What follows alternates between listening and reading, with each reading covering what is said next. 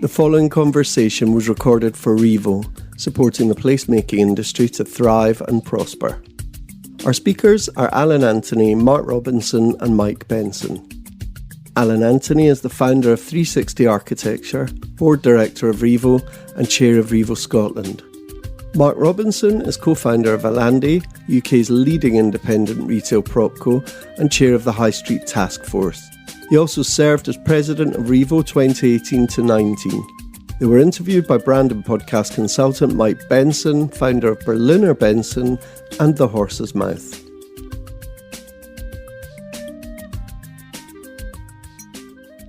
Alan and Mark, hello. Thank you for joining us today. Hi, Mike. Hi, Mike. Where are you, Alan, and how are you today? I am in Paisley, a small village just outside of Glasgow, and I'm well. It's Friday. Superb. And Mark Robinson, where do we find you today, and how are you? This morning, like most mornings, I'm in Balham, gateway to the south, as Peter Sellers put it. I'm a little bit hungover, if I'm honest, and it's down to your compatriots. I was on a virtual Zoom wine tasting last night with a firm of Scottish lawyers who kindly sent me 6 half bottles of wine, which I polished off with my teenage daughter last night. Superb. Anything you can get off a lawyer is worthwhile, I'd say. Would you mind, both one at a time if possible, telling us a little bit about your companies and the roles outside the companies that you play? Maybe we'll start with you, Mark. Okay, well, I've worked in retail property for the best part of 3 decades now, and that's been on an advisory side as an agent, advising owners and occupiers, through to working at a big retail consortium, helping them with their property strategy and delivering units. And then, crikey, yes, it's getting on for nearly 20 years now. I've run a couple of property companies that I set up myself. I'd always had a passion for development, and that's why I wanted to set up my own business, and that's what we first did at Larrick, and then we wanted to do it at Ellandi. But one-off developments are no longer the answer to the problems we have on our high streets. It's about more comprehensive regeneration. So I wouldn't describe Ellandi as a development business or an investment business anymore now. It's about this whole repurposing piece, because there's very few places in the UK that don't need comprehensive repurposing, which is what the business is all about now. My side hustle, as I like to call it, is being chair of the government's High Street Task Force, which is an interesting one. It's a concerted effort by the government to really try and address some of the problems that we have in the High Street. They are putting aside quite a lot of money to achieve this. It's up to £8 billion. But the task force is all about building capacity in local place. It's about building expertise, building capacity, promoting collaboration, and providing information and best practice and learning to enable and empower local communities to take control of their own place to deliver the change that people really need. Is it working? It's early days, if I'm honest. I mean, like many things in the world at the moment, COVID kind of got in the way. So the task force was set up in 2019. I was asked to chair the board halfway through last year, but the focus on behalf of government has been working with places to help them with their COVID response and reopening. Okay, watching this space as we go along. Alan Anthony, please tell us a little bit about your company and the roles that you play outside of that too. As you said, I'm the managing director of 360 Architecture, which is a company we set up 15 years ago now. I've been in architecture since I started studying it 35 years ago, which dawned on me the other day, which made me feel a bit older. What we do as architects, we're based in Glasgow and Inverness, but we work across the UK, and we work across all sectors. By that I mean that we have designed health care facilities, residential, leisure, and a hell of a lot of retail in the past. So we found ourselves in the last couple of years adapting with our retail clients to say, well, there's a decline in the requirement for retail, and how does it reinvent itself? And that's become fantastically interesting for us, because we can now get all the other streams of the work that we do and use that to start repairing town centres where retail had the dominance. So that's quite exciting for that side of my life. Another part of my life is being the Scottish chairman of Revo, and most recently, I suppose, elevated to the director in the UK for Revo, one of the directors. And Revo's the retail property and placemaking community. So it works across a wide remit. It's established 37 years, more than I've established in architecture, and it's focused on representing the interests of its wide community. So it could be centre management there, but there's a lot of property professionals and developers like Mark's company, or consultants like mine. And why I'm there, I suppose I'm trying to make sure that it maintains an interest, and it helps lead the way on the regeneration of our town centres, as much aligned with Mark's organisation, High Street Task Force. It's really fascinating that you both found yourselves in this specialising or focusing on this field, one property guy and an architect respectively. This journey from maybe the conventional roles that these career titles, or I don't know how you would say it, I guess just the name of your profession, to then focusing on making and fixing places rather than just building and making profit. What's the switch that happened for you to go from trying to get on in life and do architecture, do development, into really repairing places and fixing communities, or even helping to develop them? Oh, where to begin? One of the problems we have is that retail as a use was far too successful for too long. We've got a very consumer-based economy, often fueled by too much debt, and that led to a very successful retail industry. It led to the growth of department stores that sprung up in every town in the UK, and this very valuable retail use drove out all of the other uses that used to make our places great. And the model that in previous lives Alan and myself would have been, it's all about development, build it and they will come. The whole field of dreams approach to town centre regeneration. If you build a bigger and better shopping centre than your next town, you'll do better. And that model's completely broken now, because we're not consumer growth isn't what it was, and obviously excess growth is very much being swallowed up by the internet and out of town shopping as well, which is a huge factor. So we have this challenge of having created these clone towns across the UK, 400 clone towns which effectively look like each other, and actually nobody loved them. So we shouldn't be sort of bemoaning the fact that these clone towns are literally dying in many circumstances, because what it does is give us the opportunity to bring in all those uses that should have been in a town centre, to make it this community hub, which is the key to a successful place. And I rail against this sort of dichotomy that you do sort of have in the industry and in narrative, that you can either be interested in money or you can be interested in community. I think the two things are completely and utterly aligned. You don't have a successful place financially unless you take your community with you. Yeah, that makes a lot of sense. So what do you see as the secret then to successful high streets or urban regeneration? It sounds like we can understand where we went wrong in the UK and potentially around the world. How do we fix this? What are the things that matter the most? Alan, what do you think?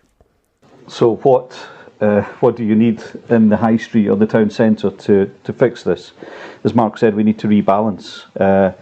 So when I do a presentation, I'll show us a slide of what it is now, and then explain what's in the town centre now, what was in it 10 years ago, and then I say what needs to be in it next. And the next slide is a slide of that town centre 40, 50 years ago, because that's where we need to go. We need to go back and bring in the uses that were squeezed out by the retail dominance. Whether those are cinema, take them out of the retail parks, put them in the town centre. Or whether it's healthcare, take them from the edge of town, put it in the town centre. All these things, all these uses you can think of, especially if it's public funded, should be banged into the town centre, because then it'll be busy and retail goes where people go. Retail will come back, it'll be different, and it won't be clone town, as Mark said, it'll be of its place, related to the story of that town and the people of that town and the community of that town. So those are the things you've got to bring back. There's so much more to do, and I'm sure we'll touch on it later.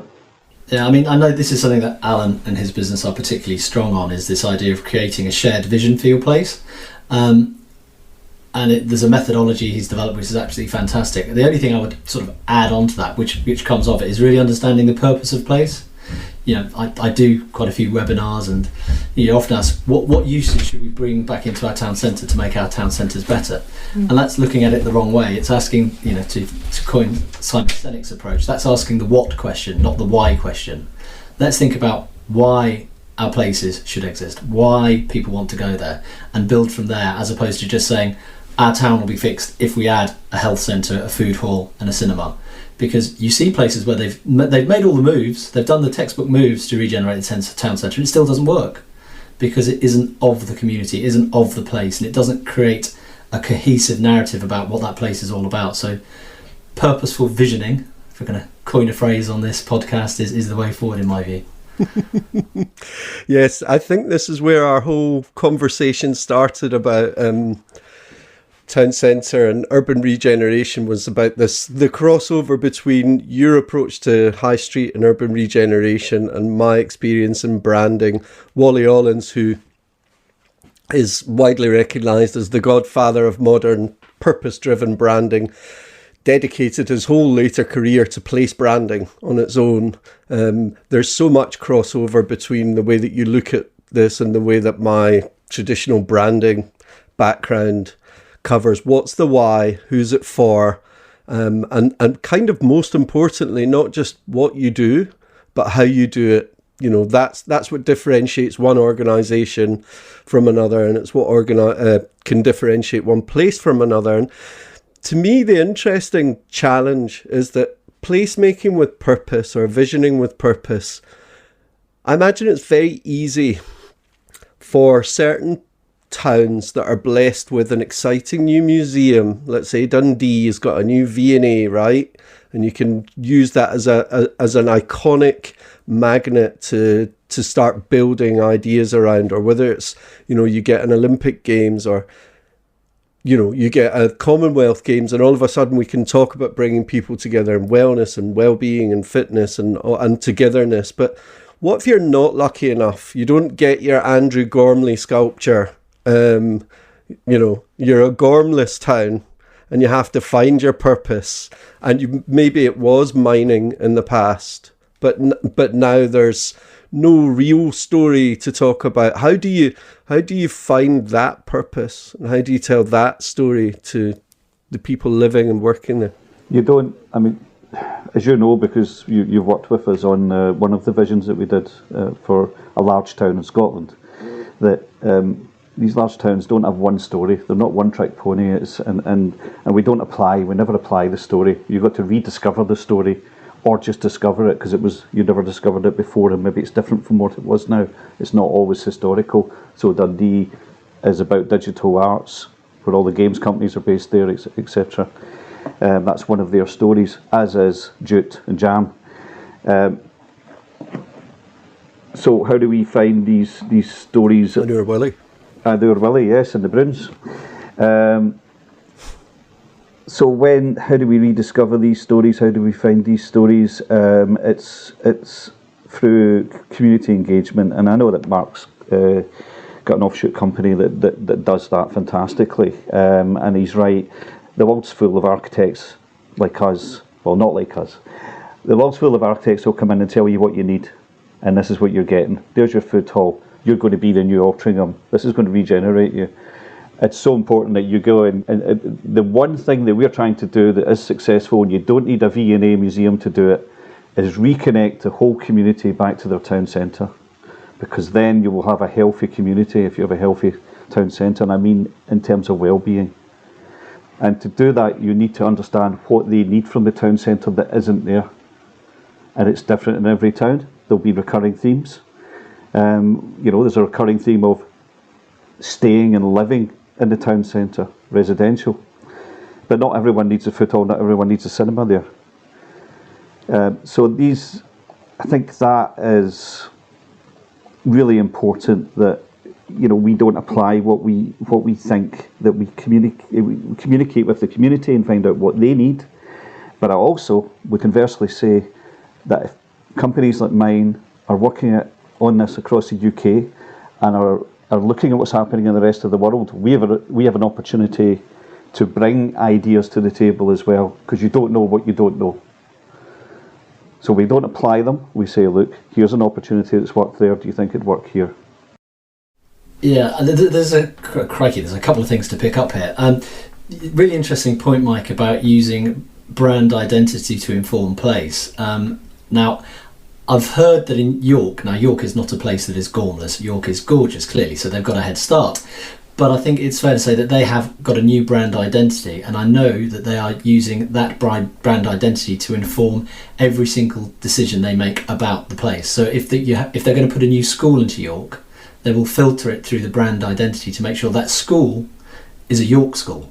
And I think that's brilliant, wonderful and inspirational.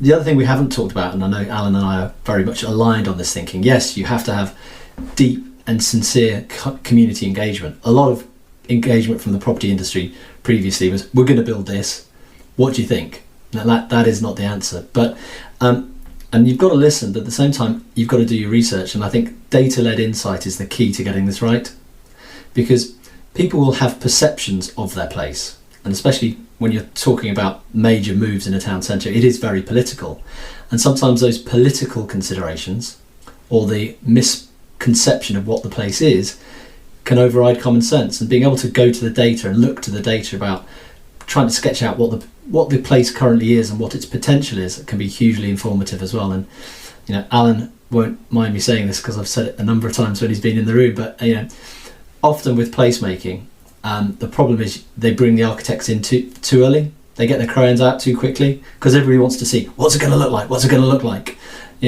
What's the cinema going to look like? And actually, you really need to think about the consumer engagement, the community engagement, and look to the data and really understand why that place works or doesn't work at the moment. But more importantly, what the potential of the place is as well. So what kind of data do you look at then?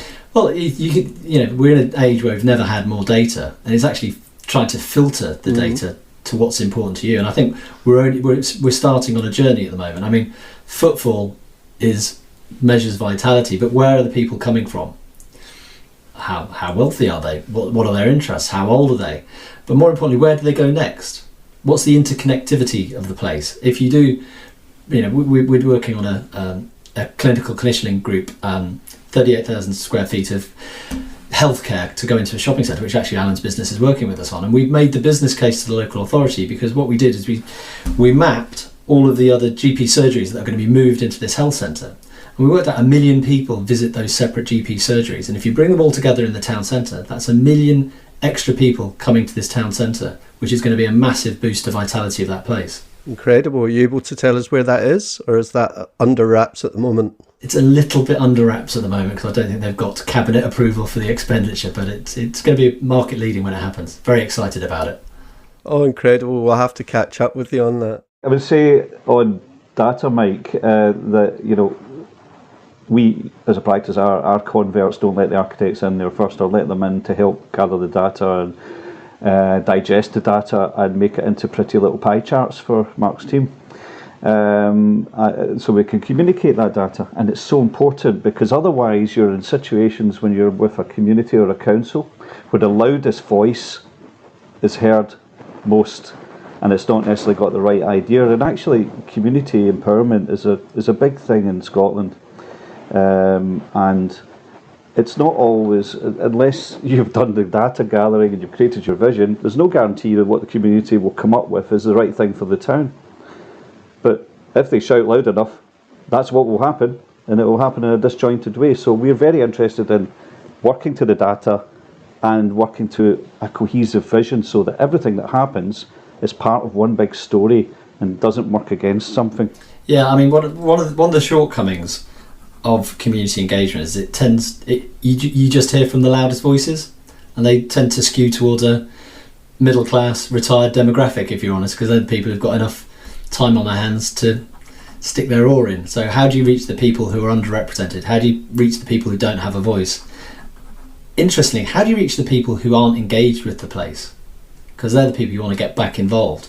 And actually, to give architects a bit of credit, and this is a big credit to Alan and his business, is they are actually great storytellers, architects generally. It tends to attract that sort of person into that industry.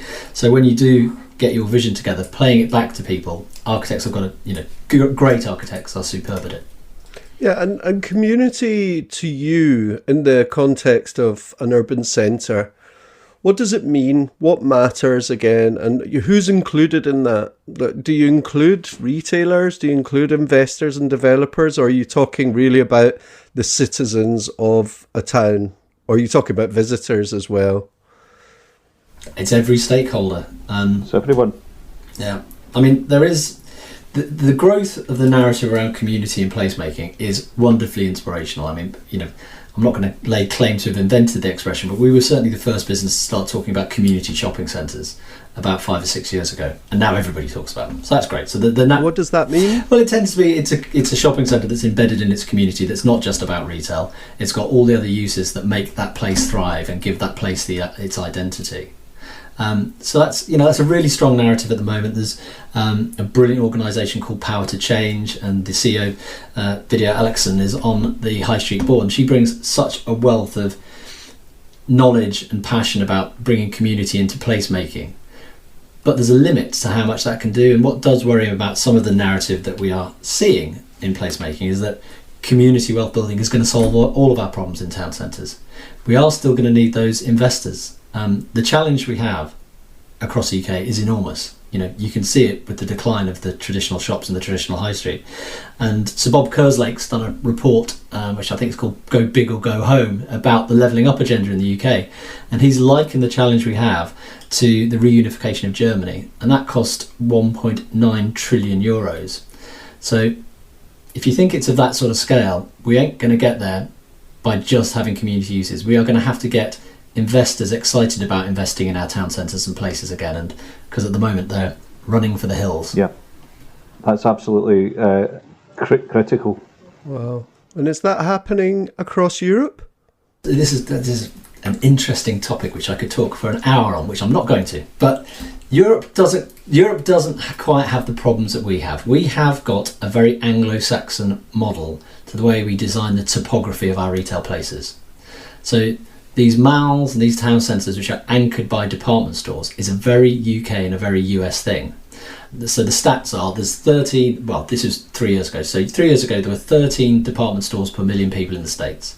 There's 11 department stores per million people in the UK. In France, the figure's 1.8, and in Germany, it's 2.4. So they've got a completely different way of using their town centres. And unfortunately, the internet is a department store killer. Because if you think about it, when you were growing up in Paisley and you couldn't afford the bus fare into Glasgow or what have you, you could go to a department store in Paisley and that'd be everything. It'd have everything there. It was like the internet, but in a 60,000 square foot building. And now people don't need that anymore. So that's why you've seen these collapses of Frasers, Debenhams, etc. Because that is one particular business model that was particularly susceptible to the internet, and it's that anchor use that then anchored the rest of our town centres. So we've got to unravel this whole ecosystem to move forward, which is a hell of a challenge, but it's also a hell of an opportunity as well. Sure, and that's something that you're both engaged with, repurposing failing shopping centres and failing department stores as well. Alan, can you... I know there's a whole element to your urban regeneration work that kind of relies upon that in a way.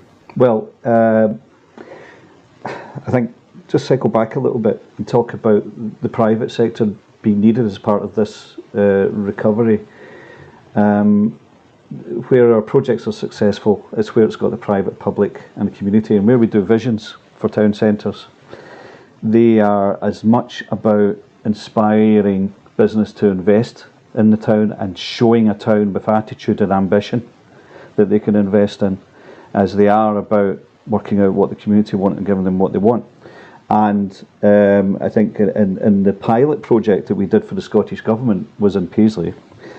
Do I get fined 50 pence every time somebody mentions Paisley? No, say it again. I was born there too, Paisley. I'm joining in. Mark's adopted. and investors come into the town to buy the shopping centre and deliver along the lines of the Paisley vision. This is game changing. This is the one bold move. This is the move that can happen in most towns, because most towns have an urban, high street anchored, failing, struggling shopping centre. And this investor's bought that centre, and citing he was encouraged by the vision. He was encouraged by many other opportunities as well. But this opportunity lies in most of our significantly sized town centres. And if we can take that one site, so 45% of retail in that town was in that centre, and it's half empty at best. So the idea is take what's left, push it to the edges, activate the streets.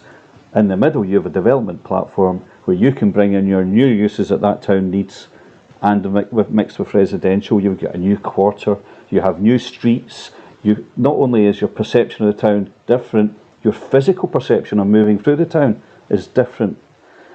And that won't happen for 5 years, because it takes a while to get designed, planning, built. That's why the visions that we work on are so important, so people can see the destination and get excited about it. Not only make it happen, but be satisfied it's going the right direction, and remain excited and remain aligned. So yeah, shopping centres that are failing, I love them. Yeah, I think Alan's absolutely correct. It would be very easy, in fact, if you just had your entire attitude dictated to you by what you read in the Sunday papers, if you were to do what I do for a living, you'd be sort of clinically depressed, and I'm far from it. I genuinely think this is the biggest opportunity for my industry and for people who care about place in the post-war period. It is like post-war reconstruction, frankly. But to get there, we're going to have to do a lot of, and another buzzword for you, demalling. Demalling. Demalling, yes. So getting rid of mal. So you say mal, I say mall. Is mall the American pronunciation? Well, you lived in the States, so I'm probably pronouncing it wrong then. I've no idea. A really good example to cite is probably Stockton, where there were two failing shopping centres, and the local authority have bought both, decanted, or in the process of decanting, the tenants from one to the other to have one thriving shopping centre, and then that gives them the opportunity to demolish a pretty horrific 1970s shopping centre that blocked off the town from the river, and they're going to create a park which is 4 times the size of Trafalgar Square, giving direct access to the river. So there's some major moves going on, and it's very brave places to do that, but they can only do that, strangely enough, if they've got a sense of purpose about their place and a clear vision of what they want it to be. Yeah, and it really sounds like it's a mix of commerce and community and being visionary and also connecting to environment, which no business, no human being can really avoid considering now, whatever industry they're in or whatever their interests. For both for human well-being, for wildlife, and to respect the nature that we are part of. Well, I think we demalling. You'll find in a lot of urban shopping centres that the mall is where a street used to be, and it's still got that street's name, Kingsgate, something like that. And what we need to do now is actually take that roof off that mall, destroy the most expensive part of a shopping centre to build, the mall, and open it up, because uses other than retail, they don't want to be clustered around a mall environment, a sanitised environment in many cases. And again, let's go back to the 50s, it's back to the future. Open up the streets again, open up that permeability, fresh air, more urban realm. It's not only green in terms of the greening it up with plants and open air for people to move through and the health that generates, but for God's sakes, town centres, where is the greenest place for development in terms of the climate emergency? The place that every mode of transport goes to, not the periphery of town. The concentration of uses is one of the greenest things we can do. The repurposing and reuse of existing structure is one of the greenest things we can do. So that's exciting. I'm with Mark, this is the most exciting time in my career, and I don't know if it's a midlife crisis or it's just what's happening in the world. Well, that'll be in 20 years' time, surely, Alan. Aye. No, I'm from a certain area. I think that this is the once-in-a-lifetime opportunity for all of us to get it right, and we've got to get it right. And And I sometimes feel that screaming at people saying, no, you don't need to just repurpose that 10% of your shopping centre. You need to assume you're going to take 50% of it down, or you're going to convert 50% of it at least if you're thinking 10 years in advance, because that's the way it's going. But that's not a bad thing. If you get your head round the value that that's going to bring in so many levels, it's a great thing if you embrace it. It's a new religion. Yeah, and it's the real opportunity again, because if I knock on investors' doors asking them to invest in retail at the moment, I don't get many doors opening. Whereas if you change the narrative to sustainable town centre infrastructure investment, all of a sudden there's a conversation to be had. Yeah, and that it sort of brings me on to this high street and politics, or the town centres and politics. You can't really separate the two. It is a political and social and commercial and community vision. Neither of you two appear to be shying away or backing away from the, where you brush up against politics, whether it's regulation or policy making. What are your feelings about working with governments and working with this kind of rat's nest of political decision making, if you don't mind me calling it that? Right. Okay. So let's navigate that question. So look, I represent the government in respect of I chair the High Street Task Force, but I'm not here to necessarily sell the government's agenda. But I do, irrespective of my politics or anybody else's politics, I do think they are taking it seriously. They wouldn't have set the High Street Task Force up otherwise, and they wouldn't be putting the sort of money into it as they are. But there are a lot of levers that need to be pulled to facilitate this investment that we need. So we have a way of taxing town centre property which is not fit for purpose. We have issues around the way leases work. There's so much the government can do in addition to facilitate this, and you are seeing that come through. There's been a big change in the planning laws. They're reforming the planning laws for the first time in 60 years in a comprehensive way. They will get things wrong, undoubtedly, but the intention is there, and that's why I was proud to be asked and proud to be involved, because it's never been more required. This is and I can't wait for 5 years for a sort of a more aligned political imperative, perhaps. I just want to get on and help, and that's why I'm very happy to be involved. Amazing. What's your experience been so far? Is it as bureaucratic as I imagine it might be? Are there lots of committees and red tapes? Do you, as a commercial guy, do you find this area of the world it must operate very differently? I think it's interesting. So Alan's got a lot of experience of working with the Scottish Towns Partnership, which is led by a guy called Phil Prentice, who's actually from Northern Ireland. And Phil's brilliant, but because, and this is an advantage that devolved administrations have, because they're small, they have the opportunity of making change happen more rapidly. So, the Welsh government, the Scottish government, the Northern Irish government have just set up a High Street Task Force, and they get First Minister involvement. It comes from the top, and the person at the top is engaged with making that change happen. So some of the moves that they're making in Scotland are market leading, and Phil is on the High Street Task Force board in England, so we can learn best practice from Scotland. It is unfortunately just the nature of the beast in Whitehall, and it is such a big beast that departments are more balkanised between MHCLG, who actually look after planning and communities, Bays is business, who look after the retailers, then you've got Treasury, obviously rates, taxes, etc. And in an ideal world, we'd like to see it more coordinated for sure, and that is an opportunity that they do have in the devolved administrations, so they're a bit more nimble than we are. What's your experience been like, Alan, dealing with policymakers, local government, town councils? It's mixed. The majority of our work is outside Scotland, even though we're based there. It's across the UK. Right. So the same statements that Mark's just said. I would point out that Scotland is quite different, and hopefully in a positive way soon. They've just released the review of the Town Centre Action Plan, which is recommendations to government, and these are shock horror for some people if they were to be applied, but they are sensible when you think about it in many ways. So they're suggesting a moratorium on out-of-town and edge-of-town development which won't mean that nothing gets done, but it really has to be rigorously proven that it's required. One of the recommendations is taxing or charging for parking in out-of-town places being applied, and this is all to level the playing field with town centre. And they have a whole raft of these suggestions and recommendations, which I've no reason to believe that most of them won't be taken on board.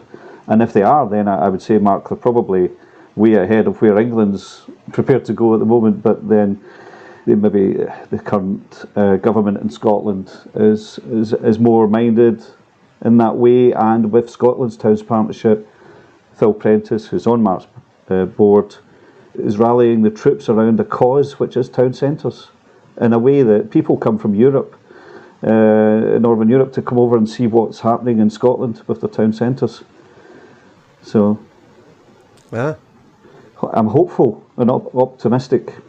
Well, I think it's fair to say that the High Street Task Force is here specifically to empower local government with a framework of how to deliver change. So that's one of the really exciting things. And again, I can say this as an investor, and Alan alluded to this earlier. If you've got a place that's got its thinking together, to put it politely, and has a vision, it's a lot easier to engage with and invest in that place than it would be if there's an absence of vision, if there's an absence of purpose, and what we haven't talked about, actually, which we're running out of time, is leadership.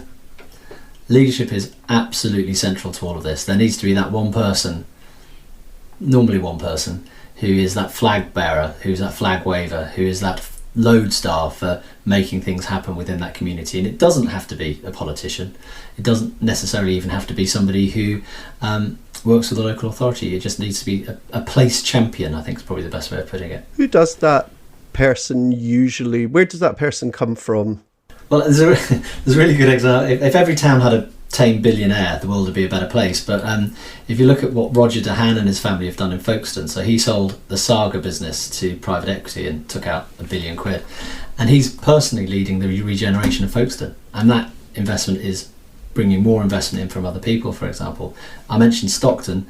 That plan and that vision was delivered by the CEO at the time of the local authority, Neil Schneider, who again is a very inspirational leadership that has created these interventions. So it can be commercial, it can be government or civil, right? People could come from either. I wanted to see if we could do a short sort of thought experiment.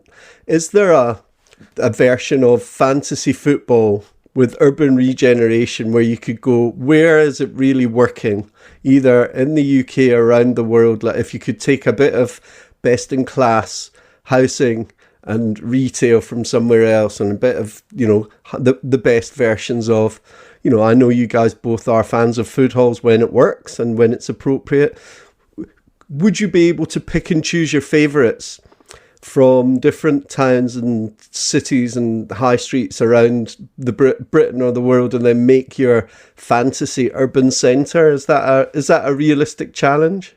Places like Roselaire in Belgium are often cited, where they're reclaiming a huge parking area to become open public space. They've managed to get the brand of the town right, and it's a really interesting parallel for me because it's an old thread mill town of the same size as Paisley, which is an old thread mill town and post-industrial town. And I suppose, Mark, you'll give an example of what you think's been successful. Well, rather than a single place, I think it's an attitude that I think is resonating with a lot of people. So Anne Hidalgo, who's the mayor of Paris, has her team have coined this concept of a 20-minute city, which doesn't mean Paris becomes a 20-minute city, but within Paris there will be a number of 20-minute cities. And this idea is that everybody should be able to access all their wants and needs within 20 minutes on public transport or on a bicycle. And so that means, boosting the places. It's almost taking some of the emphasis away from the massive urban centre and empowering local communities around Paris. But you can take the same methodology and apply it to a town.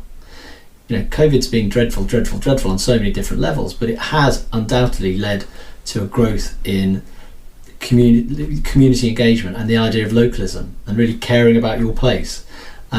Which feeds really nicely into this 20-minute city, 20-minute neighbourhood idea. So that's a movement, a global movement that I think will be adopted more and more. That sounds fascinating, but does that not go against grouping everything into a town centre and fragmenting it a little bit more around neighbourhoods? Not really, no. Yeah, but you're always going to have the gravity of a main place. It's about not having it surrounded with nothing except housing. This is adopted into Scottish government policy. I think it's the 15-minute town. And most of our towns, you can walk from the centre to the edge within 15 minutes. Yeah. I was going to say, you just picked up on a really important point again. One of the sort of big myths of placemaking is that residential is the answer, the sole answer.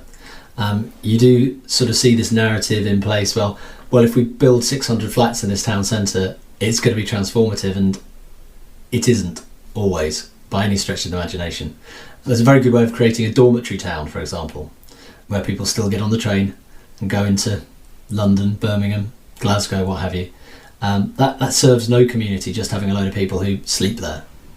It's not the answer, it's part of the answer, but what I'm really interested in Correct.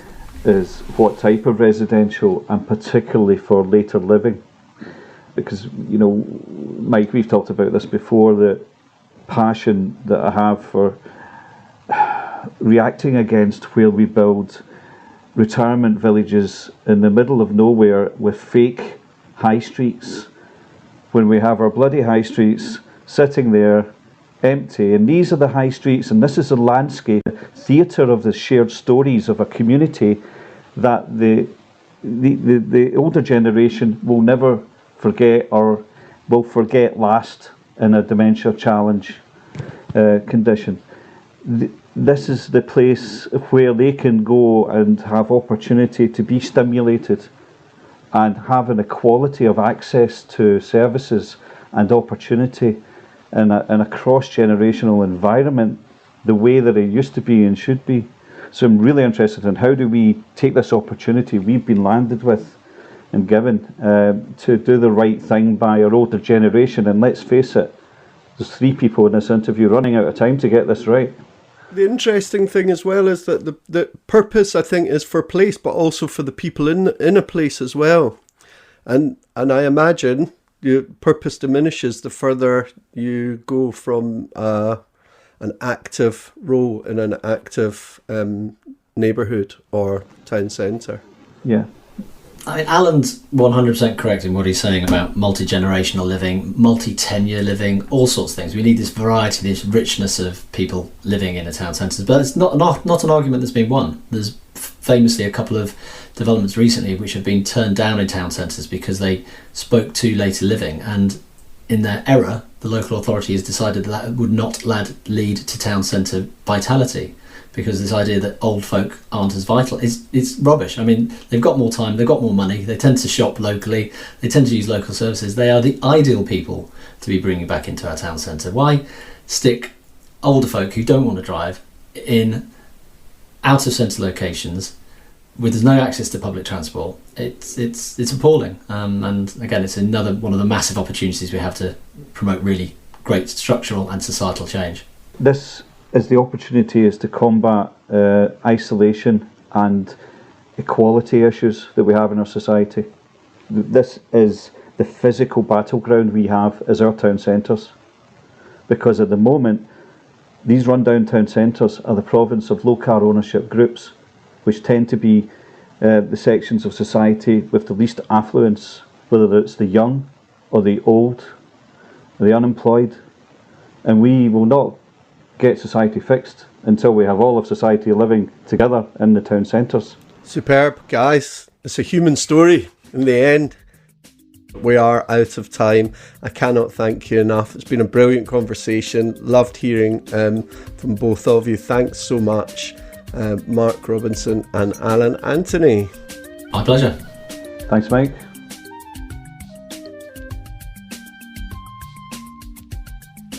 Thanks for listening into this illuminating discussion, and to our guests, Alan Anthony and Mark Robinson. This recording was brought to you by The Horse's Mouth. Find us at thehorsesmouth.co.